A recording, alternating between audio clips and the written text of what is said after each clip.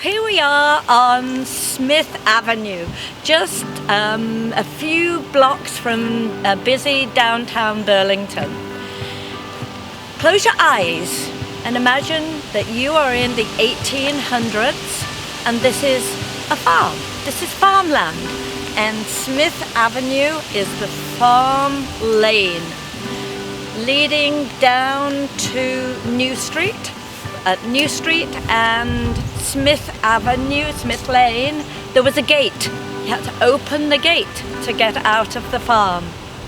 You can see that the houses on Smith Avenue are very well conserved, very, very well tended.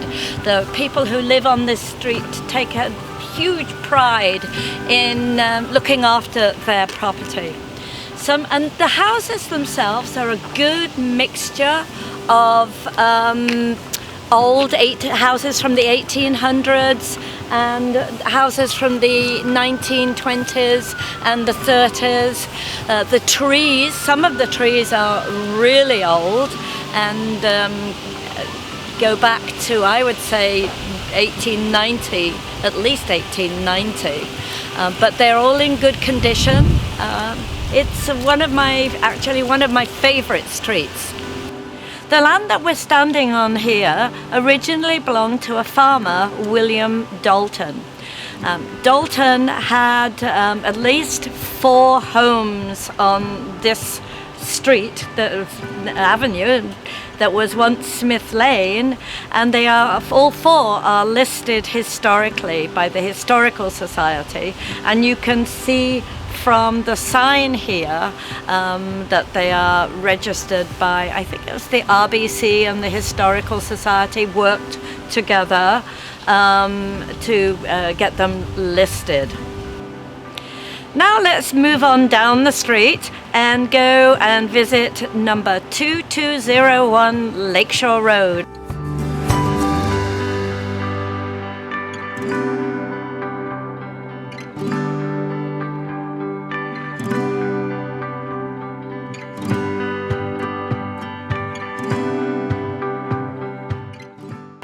So here we are outside in the gardens actually of 2201 Lakeshore Road. It's actually on the corner of Lakeshore Road and Smith Avenue.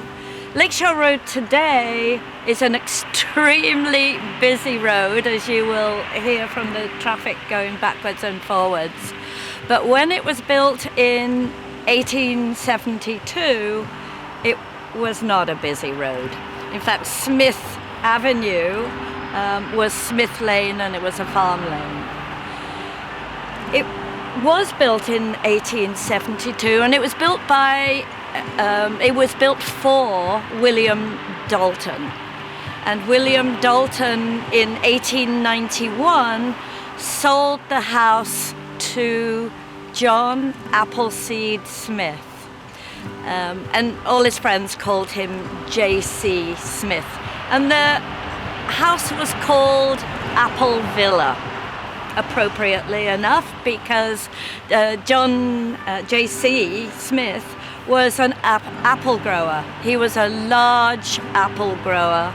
And he and his son Maxwell Smith were very prolific farmers.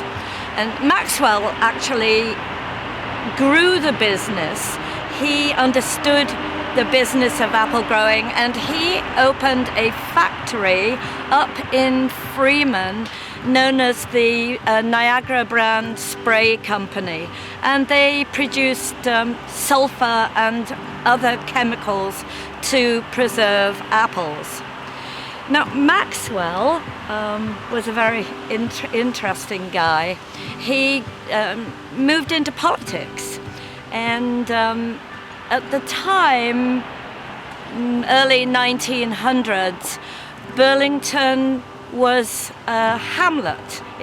Hamlet had been formed in 1873 when Wellington Square merged with Nelson Township. Became Burlington, and as a hamlet they didn't have a mayor, they had a reeve.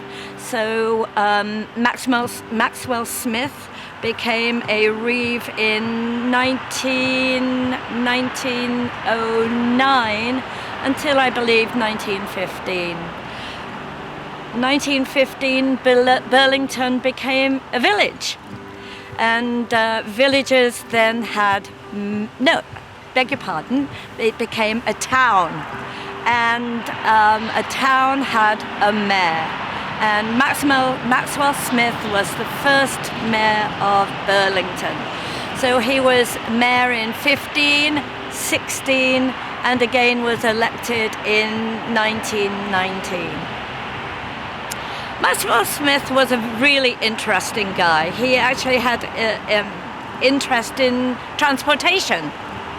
He was the first person in Burlington to have a car.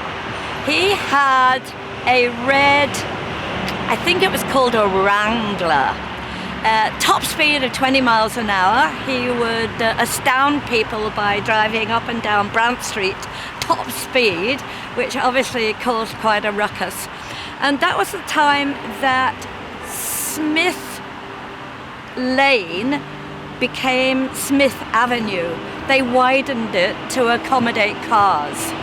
And in fact, Maxwell Smith is purported to have invented the white line, the center white line in roads, to avoid cars crashing into each other as they went around a bend.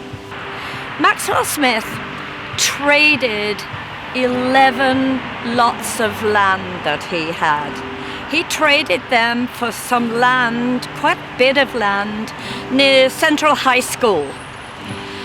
But the 11 lots of land that he traded, he sold them for $25 to $50 a lot.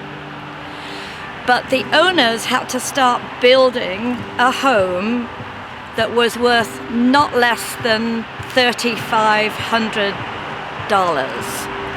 And that was in 1938. So some of those homes from that time probably are worth maybe between $1 and $2 million today. They were indeed bargains. But back to the house itself. The house is very interesting. It has a really unique exterior design. If you look, it's symmetrical. Both sides of the house, either side of the house, are equal. It's a good looking house. The shutters are painted in the colors of the Netherlands. Why the Netherlands, you might ask? Well, this is an interesting fact, and not a lot of people are aware that this building used to be the consulate of the Netherlands. And that's because the owner of the house, a Dutchman, Heersink, Jan Heersink, became the consul general of the Netherlands, and his home became the consulate. And he and his wife entertained many Dutch immigrants. It was a regular consulate, and people would line up here to have their apply for new passports, have their passports signed. And today it still is owned, I believe, by the family, but it's just the most incredible house, and it's very well preserved, really well conserved. It's had a bit of an addition on the back. The gardens are well laid out, well maintained. It's the fall now, and it doesn't necessarily show at its best, but it really is a fine, large home. And you can, if you close your eyes, you can imagine parties going on there, and just a happy house. Another unique feature of the outside of the house here is the coat of arms for the Netherlands, which is a carryover from the days of the consulate. and it just makes for a very interesting external design feature and very eye-catching. You see people walking along Lakeshore Road, and looking up and wondering what this building is all about.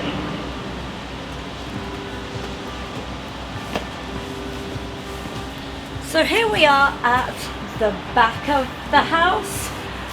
The owner has actually loaned me a plan of the, it's actually a plan of lot 1 of the Smith survey, which is actually a plan of the house, and it was drawn up on July the 20th, 1954, which is when the owners, the Heersinks, moved in.